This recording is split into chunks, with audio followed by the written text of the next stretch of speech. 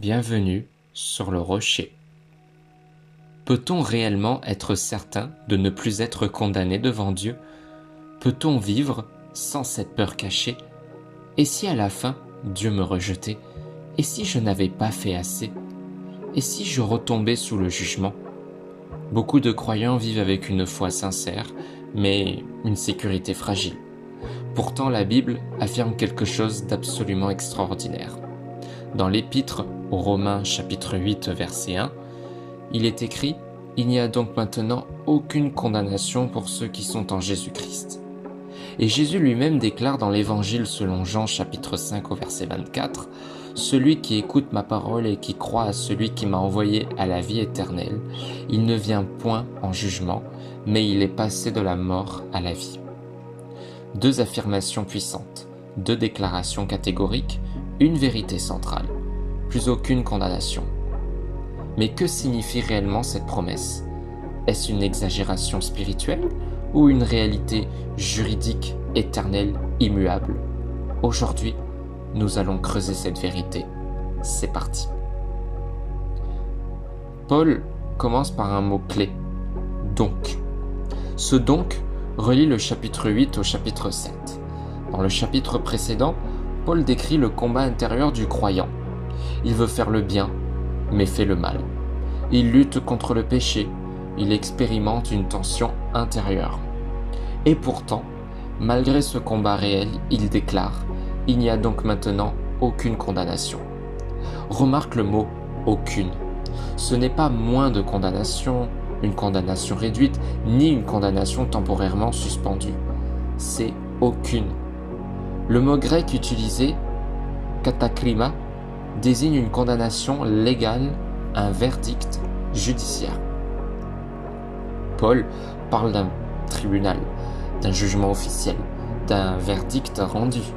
Et il dit, pour ceux qui sont en Jésus-Christ, le verdict de condamnation n'existe plus.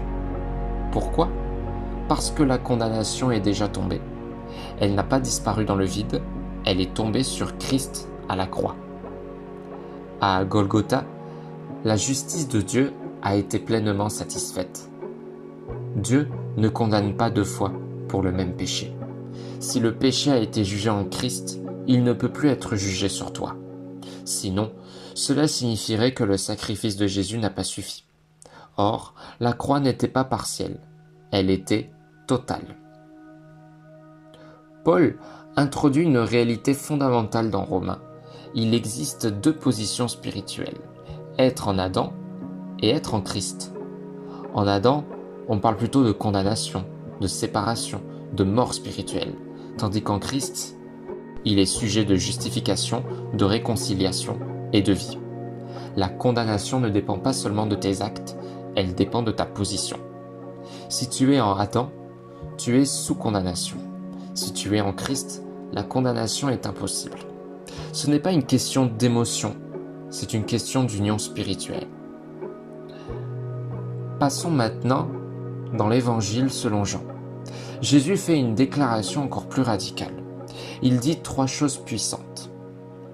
Il a la vie éternelle, il ne vient pas en jugement, il est passé de la mort à la vie. Regarde les temps verbaux. Jésus ne dit pas « il aura peut-être la vie éternelle ». Il dit « il a la vie éternelle ». Au présent, la vie éternelle ne commence pas après la mort, elle commence au moment de la foi. Puis Jésus dit « il ne vient point en jugement ». Cela signifie littéralement « il ne comparaît pas devant un tribunal pour condamnation ». Et enfin, il est passé de la mort à la vie. Passé, accompli. Ce n'est pas un processus incertain, c'est une transition définitive. Spirituellement, le croyant a déjà changé de royaume. Il n'est plus sous la sentence de mort, il vit déjà dans la réalité de la vie éternelle. Ces deux textes se complètent parfaitement. Romains chapitre 8 au verset 1 parle de la condamnation légale, tandis que Jean chapitre 5 au verset 24 parle du jugement futur. Paul explique la position juridique. Jésus affirme la conséquence éternelle. Pas de condamnation aujourd'hui dans Romains, pas de jugement futur dans Jean. L'un parle d'un tribunal, l'autre parle de l'éternité. Ensemble, ils forment une sécurité absolue. Le croyant ne vit pas en attente d'un verdict. Le verdict est déjà rendu, justifié. Le jour du jugement ne sera pas un moment de condamnation, mais une révélation publique d'une justification déjà acquise. Toute cette sécurité repose sur une expression clé, en Jésus-Christ. Ce n'est pas en tes bonnes œuvres, en ta discipline spirituelle, en ta constance émotionnelle, en ta capacité à ne jamais tomber. C'est en Christ. Et si tu es en Christ, la condamnation est impossible. Pourquoi ? Parce qu'elle impliquerait que Dieu juge 2 fois le même péché, la croix était insuffisante, la justice n'a pas été pleinement satisfaite. Or, la croix est parfaite, le sacrifice est complet, la justice est accomplie. La sécurité du croyant repose sur la perfection de Christ, pas sur la perfection du croyant.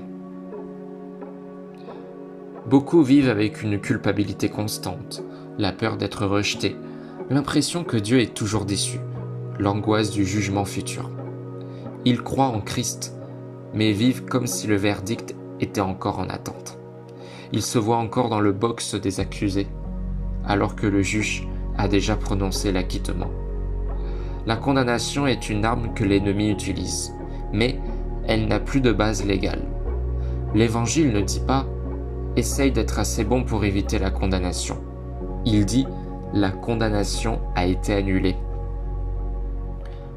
Pose-toi cette question honnêtement. Vis-tu comme quelqu'un gracié ou comme quelqu'un encore accusé ? Quand tu pries, te sens-tu accepté ou toléré ? Quand tu tombes, crois-tu que Dieu t'abandonne ou qu'il reste ton Père ? La liberté chrétienne ne produit pas le laxisme, elle produit l'amour. Quand on comprend qu'on n'est plus condamné, on n'a plus besoin de se cacher. On s'approche, on confesse, on marche.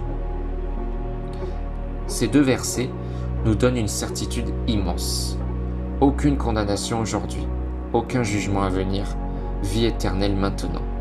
Ce n'est pas de l'orgueil spirituel, ce n'est pas de l'arrogance, c'est la foi dans l'œuvre parfaite de Christ. La croix n'a pas simplement rendu le salut possible, elle l'a assuré. Tu n'es pas en attente de verdict, tu es déjà déclaré juste. Et ce que Dieu déclare juste, personne ne peut le condamner. Si cette étude t'a fortifié, abonne-toi à la chaîne pour approfondir chaque jour un verset de la Bible. Ici, on ne construit pas sur les émotions, on construit sur la parole. Que ta foi soit solide, que ton cœur soit affermi et que tu vives non plus sous la peur, mais dans la liberté de l'Évangile. À demain pour une nouvelle étude.